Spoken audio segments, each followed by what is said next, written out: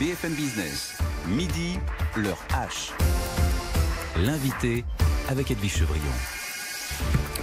Déconfinement, acte 3, ça y est, on peut aller au cinéma. On est en direct du MK2 Bibliothèque dans le 13e arrondissement avec Nathanaël Karmitz. Bonjour Nathanaël, merci d'être avec nous, le président donc du directoire du groupe MK2. J'imagine que vous avez une forme de sourire, pas complètement, mais une forme de sourire. Non, il est tout à fait là, le sourire, il est même assez complet. On est effectivement ravis de rouvrir et les spectateurs sont là depuis ce matin 9h, donc on est plutôt ravis. Qu'est-ce que ça fait quoi, 100 jours que vous étiez fermé, donc un coût quand même très important pour toute la filière du cinéma. On parle de 400 millions, c'est grosso modo 60 millions d'entrées perdu.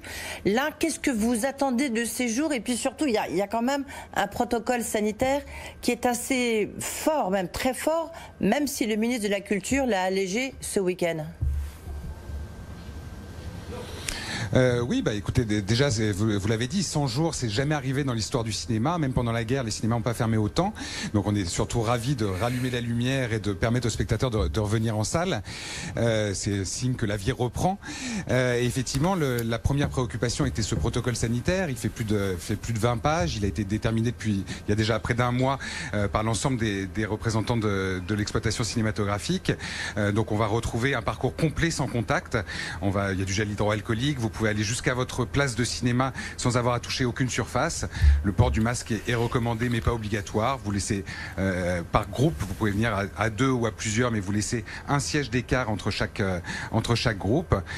Donc ça permet de retrouver, pas encore complètement, mais une presque sensation de rire et pleurer ensemble, ce qui est pour moi la fonction principale du cinéma.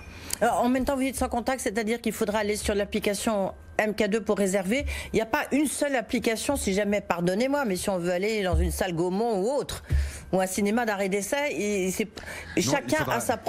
chaque exploitant de cinéma a sa propre application. Oui, tout à fait. Chaque exploitant a sa propre application. Néanmoins, si vous n'êtes pas familier des technologies ou si ça vous plaît pas, vous pouvez aussi effectivement réserver soit aux bornes ou évidemment en caisse avec un personnel qui a été formé, qui est masqué avec le plexi. Vous pouvez aussi prendre la confiserie avec les mêmes normes que vous avez dans la restauration ou dans la distribution. Il y a des gants à disposition, etc. Donc, a priori, vous avez un parcours qui est tout à fait sécurisé pour venir au cinéma. L'air est très régulièrement renouvelé complètement avec de l'air neuf à l'extérieur, et donc on va dire que c'est plus rassurant quelque part d'aller au cinéma que de prendre les transports en commun ou que de prendre le train où la distanciation a été supprimée. Oui, ou faire la fête de la musique hier soir, tous entassés les uns sur les autres, tant qu'à faire, autant aller dans le cinéma. Il faut dire qu'il y en avait qui sont déjà depuis ce matin, qui étaient les premiers à revenir dans les salles obscures, comme on dit. Nathanaël Karmitz, combien de temps allez-vous mettre pour vous remettre de ce confinement qui fait que vous avez dû fermer vos salles? Écoutez, les premiers chiffres sont excellents. Hein. Nous, on a fait plus de 300 personnes à cette première séance à 9h du matin, ce qui sont des chiffres pré-crise, on va dire. Après, tout l'enjeu maintenant, c'est de savoir quand est-ce que la jauge va revenir à 100%, et pas juste des espèces d'assouplissements où on peut séparer les gens d'une place sans avoir vraiment les jauges. Il faut que la normalité revienne, il faut avoir des perspectives sur cette normalité. C'est attendu aussi par l'ensemble des secteurs culturels. Je pense aux salles de spectacle, au théâtre, aux gens qui font des feux d'artifice. Il y a plein de secteurs de la culture aujourd'hui qui sont en attente de savoir comment ça va se passer dans le futur. En ce qui concerne le cinéma, on rouvre. On espère pouvoir avoir des bonnes nouvelles du côté du fonds sanitaire pour qu'on puisse revenir à la normale et à 100% très rapidement. Mais justement, est-ce que vous avez donc les propos tenus par le ministre de la Culture, le confrère d'Europe 1, ça c'était samedi, en disant qu'on peut maintenant la norme des 50%, la jauge des 50%, elle saute. Vous avez eu la confirmation ou pas encore ? Alors c'est une annonce du dimanche matin avec un décret reçu ce matin à 9h. Donc nous, Donc nous, pour l'instant, on suit le protocole qui a été établi par l'ensemble du métier depuis un mois, à savoir les jauges à 50%. Une salle de 200 places reçoit 100 personnes. On fera sûrement évoluer en fonction de la situation au fur et à mesure. Mais encore une fois, c'est des choses qui se changent pas du jour au lendemain. Oui. Ça demande de la formation, ça demande du temps. Ce qui nous préoccupe aujourd'hui, c'est que les gens viennent en toute sécurité dans les salles de cinéma. C'est le cas dans toutes les salles de France. Ça depuis ce matin, avec par ailleurs une très belle offre de films. Donc j'encourage déjà tout le monde à retenter cette belle expérience. Et ensuite, on fera évoluer les choses au fur et à mesure, mais de manière pragmatique et dans le temps et calmement. Alors, une belle offre, oui, ça relativise quand même le poids d'un ministre. Il ne suffit pas qu'il parle, il faut que derrière tous les services administratifs, toute la technocratie suivent. Vous avez raison de le souligner. Alors, Nathalie Karmitz, qu'est-ce que vous proposez, MK2? Qu'est-ce que vous proposez à ceux qui vont revenir dans vos salles? Est-ce que c'est les films qui ont été interrompus? Est-ce qu'il y a des nouveaux films? Comment ça va se passer? Alors vous avez 3 types d'offres que vous allez retrouver dans vos cinémas. D'un côté, effectivement, les films qui se sont arrêtés à cause du confinement. Je pense par exemple à De Gaulle ou La Bonne Épouse qui reprennent l'affiche. Mais il y a aussi beaucoup de nouveautés. Il y a par exemple ici au MK2 Bibliothèque près de 8 films nouveaux avec une très grande diversité. Il y en a à peu près pour tous les goûts. Il y a Béni, un film allemand qui a gagné le festival de Berlin qui prend l'affiche aujourd'hui. Il y a des films français. Il y a le documentaire de Thomas Piketty. Il y a un film familial sud-coréen. Donc il y en a vraiment un peu pour tous les goûts. Et par ailleurs, chaque salle fait des propositions de programmation. Nous par exemple, on démarre un cycle qui s'appelle Black Film Matters pour répondre à l'actualité.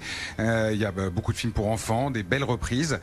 Donc il y en a à peu près pour tous les goûts et ça va s'étendre sur tout l'été puisque à partir de la semaine prochaine et tous les mercredis, on va retrouver 10 à 15 nouveautés par semaine avec vraiment une très grande et belle diversité de cinéma. Donc c'est à partir de la semaine prochaine, le 1er juillet, en juillet, que vous comptez que le rythme du cinéma avec les sorties le mercredi, les blockbusters américains qui arrivent, ça sera en fait en juillet. Oui, alors encore une fois, ça commence aujourd'hui. Il y a déjà 8 nouveautés aujourd'hui. Ça reprend au fur et à mesure. Il y a beaucoup de films qui changent de date et qui se déplacent. Donc l'été se remplit. Effectivement, par contre, ça sera un été avec moins de blockbusters. Il y en a quand même. Il y a Tenet de Christopher Nolan qui arrive à la fin du mois. Il y a Mulan. Et par ailleurs, les dates, encore une fois, bougent beaucoup parce qu'elles dépendent aussi des situations sanitaires dans d'autres pays dans le monde. Mais ça sera un bel été de cinéma, un été très divers. Il y a beaucoup de grands films français. Je pense à été 85 de François Ozon. Il y a plein de comédies françaises qui arrivent, beaucoup de films du monde entier, donc une vraie grande et belle diversité qui est normalement de nature à satisfaire tous les cinéphiles. Qu'est-ce que ça a changé pour vous chez Karmitz, chez MK2, ce confinement, cette crise sanitaire notamment? Est-ce que, par exemple, vous allez plus facilement travailler avec les plateformes, avec Netflix ou d'autres? Parce que vous êtes exploitant et producteur. Alors nous, effectivement, on a été très... Tout à fait. Nous, on a été très actifs pendant ce confinement.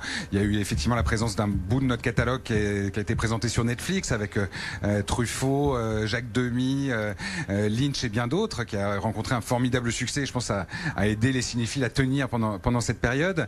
On avait également lancé une chaîne de streaming gratuite qui s'appelle MK2 Curiosity, qui du coup continue et va continuer post-confinement.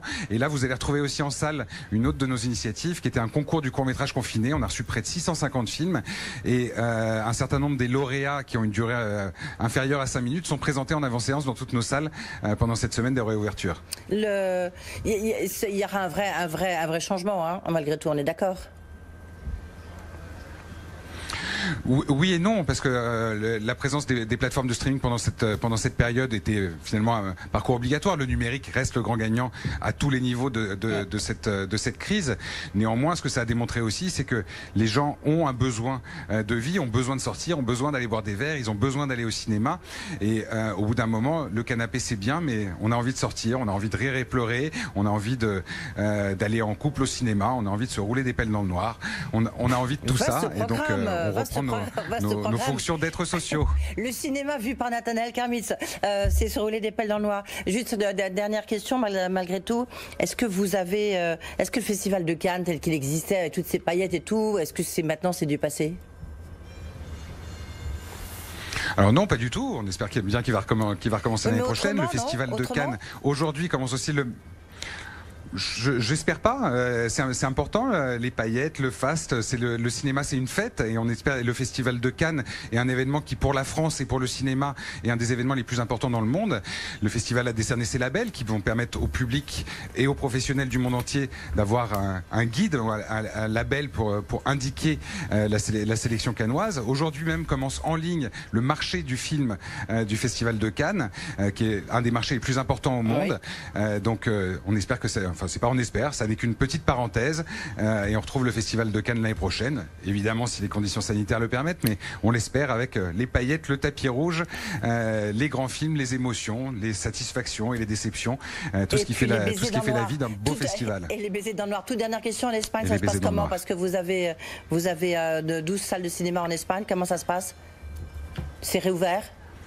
Alors écoutez, c'est là où on voit aussi un peu les différences. En Espagne, il y a eu un peu moins de soutien qu'en France, mais il y en a eu quand même. Ouais. Les salles de cinéma commencent à rouvrir. Elles rouvrent en ordre dispersé, contrairement à la France où toutes les salles de cinéma ouvrent aujourd'hui. Nous, on va commencer par exemple à rouvrir nos salles à partir de vendredi. Mais là, ça dépend des régions, ça dépend des villes, avec des jauges à 50%. Mais le cinéma en Espagne, et comme dans toute l'Europe, reprend, et a priori toute l'Europe aura repris d'ici début juillet. Et on ne peut qu'en se réjouir parce que le cinéma, c'est une industrie.